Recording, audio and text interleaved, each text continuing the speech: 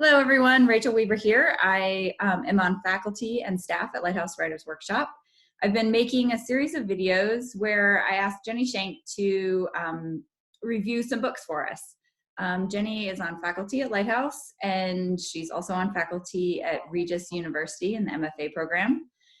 She has been professionally reviewing books for over 20 years. She has reviewed over 1,000 books in publications such as the Dallas Morning News, the High Country News, Los Angeles Times, and the Minneapolis Star Tribune. So thanks for being with us, Jenny. Thanks for being willing to do this. Thank you for having me. I never have anyone to talk about books with. Now you do. Okay, so I am going to turn it over to you and let you get started telling us about the first book. Today, I am recommending for you to read Beheld, a new novel by TaraShea Nesbit. It came out in March, I think. So you should buy it and support these authors that aren't able to tour and support independent booksellers. I have to do a disclosure.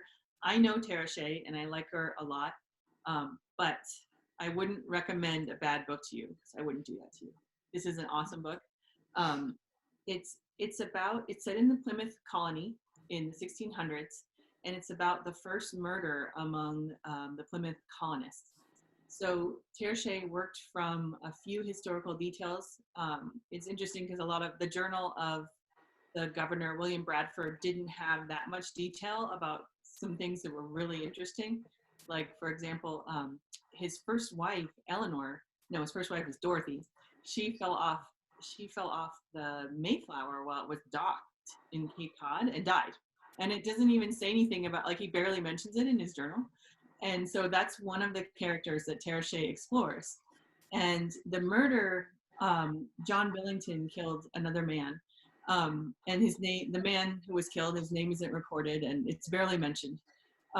So I think that she did a really fascinating thing where she found some gaps in history to go into and make characters, imagine characters out of the real events.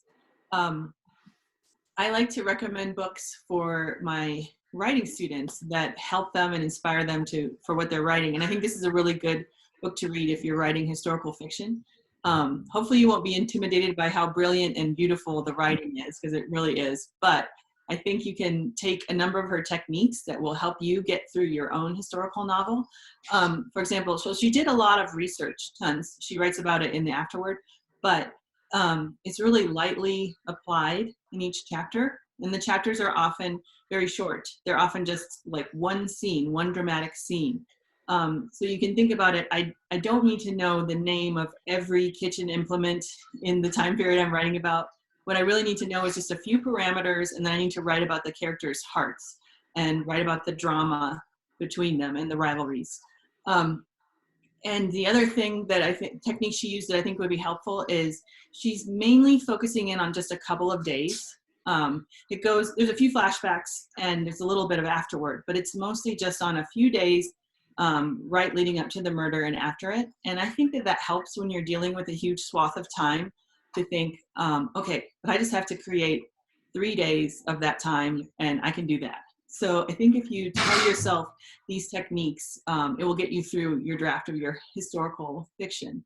But I think the thing that she does the best is she's writing about them as people with the emotions that we have, jealousies, rivalries.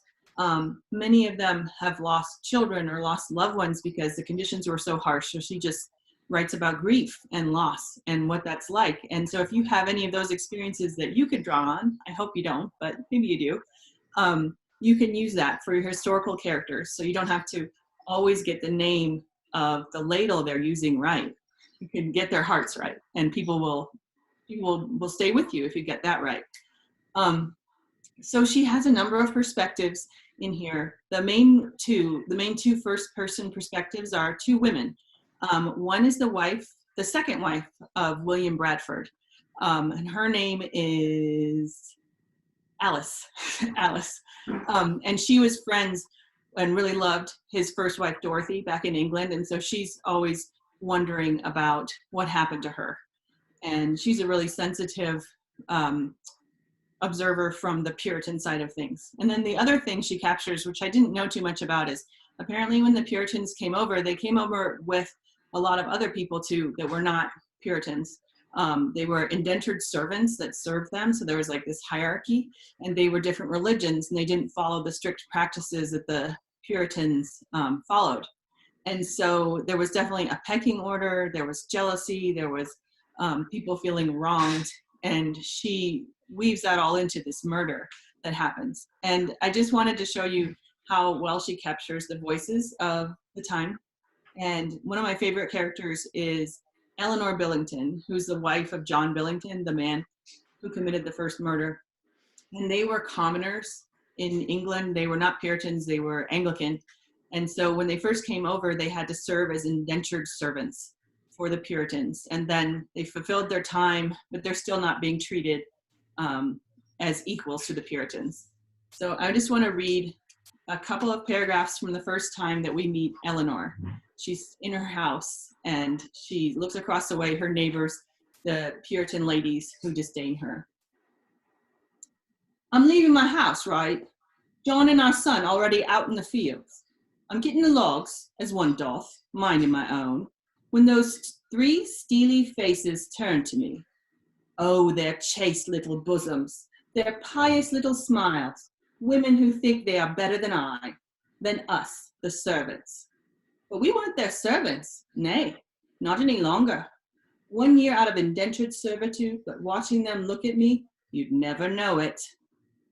I took enough of those glances in London. I shan't be needing them now, mistresses, I yelled across the gardens. So you can see how she captures these people and makes them come to life as someone that you might encounter today on Twitter or wherever you happen to be. So definitely read Beheld by TaraShea Nesbit. It will transport you back in time, and it's a really great read.